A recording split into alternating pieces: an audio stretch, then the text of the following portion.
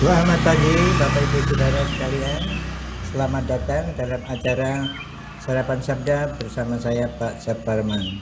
Sarapan kita pada pagi hari ini diambil dari Matius pasal yang ke-10 ayat yang pertama sampai ke-4.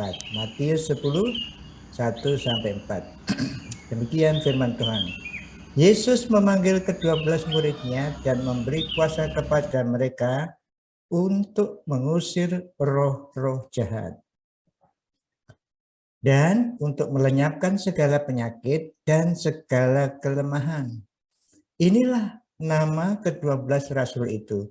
Pertama Simon yang disebut Petrus, dan Andreas saudaranya, dan Yakobus anak Zebedius, Yohanes saudaranya, Filipus dan Bartolomeus, Thomas dan Matius pemungut cukai, Yakobus anak Alfius dan Tadius, Simon orang Selot, dan Yudas Iskariot yang mengkhianati dia. Ayat-ayat ini muncul sesudah cerita mengenai pasal 9 yang terakhir itu berhubungan dengan banyak tuaian kurang pekerja. Maka Yesus memanggil 12 muridnya untuk menuai karena panen sudah menguning, tuaiannya banyak. Nah, saudara-saudaraku yang dikasih Tuhan, ke-12 muridnya itu diutus untuk memanen. Dan kalau Bapak Ibu nanti membaca ayat-ayat sesudahnya, kita akan baca nanti hari-hari berikutnya. Di sana Tuhan Yesus memanggil ke-12 muridnya itu untuk diutus. Lagi-lagi untuk memanen, untuk menjadi penuai. Tapi untuk menjadi penuai, untuk diutus itu tidak sekedar Tuhan mengutus begitu saja, Tuhan memberikan bekal. Bekal yang diberikan pada waktu itu adalah memberi kuasa. Kuasa untuk dilakukan, untuk ditindaki, untuk dinyatakan kuasa itu. Nah, kuasanya apa pada waktu itu adalah mengusir roh jahat, melenyapkan segala penyakit, dan segala kelemahan. Itu kuasa yang diberikan kepada ke-12 murid.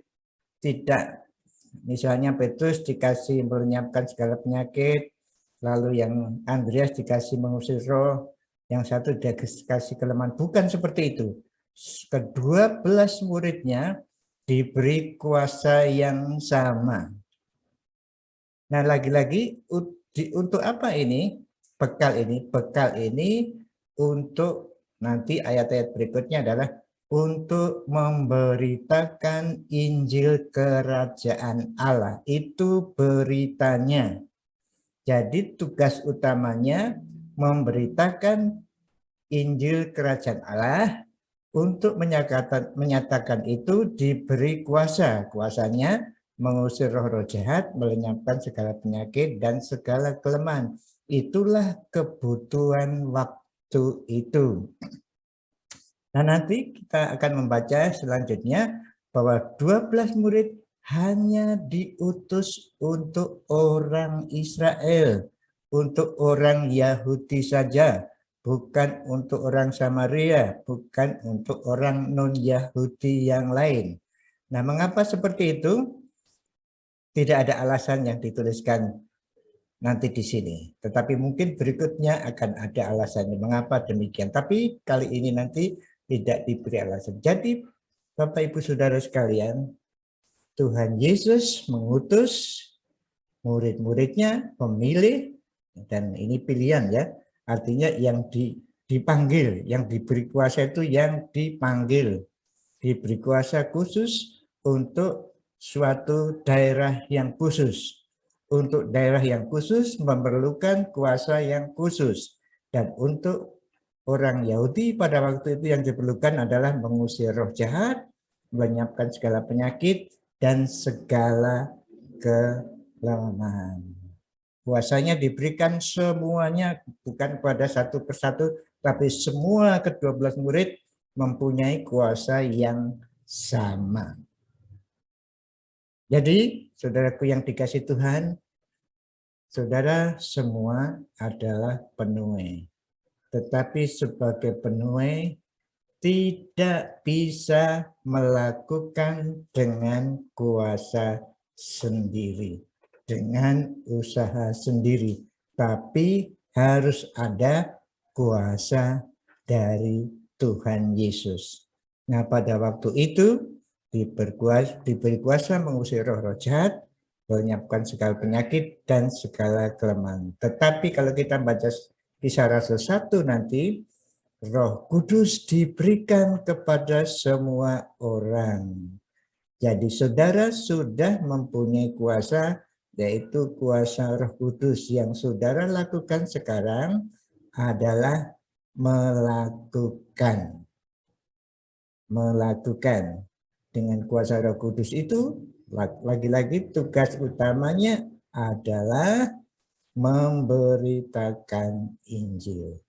Mari saudara-saudaraku yang dikasihi Tuhan, mari sampaikan berita Injil dengan jelas kepada saudara-saudara kita yang memerlukan, tetapi minta tolong dulu kepada Roh Kudus supaya apa yang saudara sampaikan itu dapat kuasanya dari Dia, bukan kepandaian saudara berbicara, fasilitas, bukan seperti itu, tetapi dari Roh Kudus. Mungkin saudara diberi kemampuan menyanyi, kuasa menyanyi itu dari Tuhan Yesus. Mari pagi hari ini kita coba minta tolong kepada Roh Kudus memberikan kuasanya sehingga saudara bisa mengucapkan, memberitakan Injil dengan jelas. Yesus mati di kayu salib untuk dosa-dosa umat manusia. Amin. Mari kita berdoa.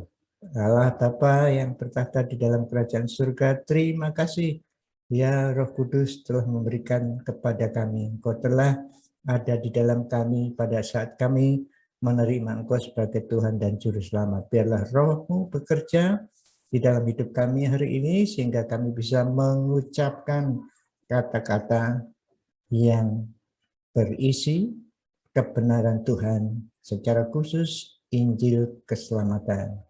Terima kasih Tuhan, terima kasih. Terima kasih dalam nama Tuhan Yesus. Amin. Selamat beraktivitas, jangan lupa prokes. Pakai masker, jaga jarak, hindari kerumunan, tidak usah pergi kalau tidak perlu. Tuhan memberkati saudara dan saya. Amin.